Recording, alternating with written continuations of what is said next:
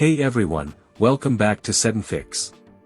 Today, we're diving into a common issue that frustrates many car owners, when the touch screen on your car's stereo just doesn't respond as it should.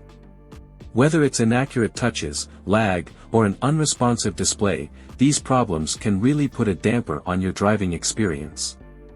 But don't worry, in this video, I'll be walking you through step-by-step instructions on how to calibrate and fix the touch sensitivity on your car stereo.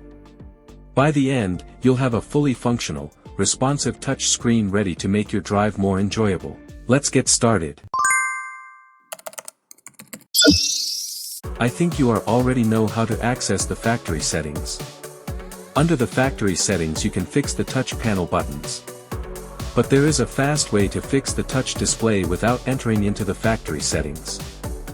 It is 5-finger touch screen fixing method. First you have to go to the home screen. And then, touch the display by using your 5 fingers. But you have to ensure that no application is touched. If anything is touched specially, that process will not be activated.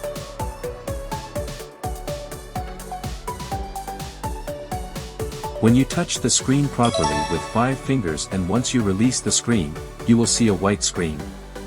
Then you can see plus mark on the screen.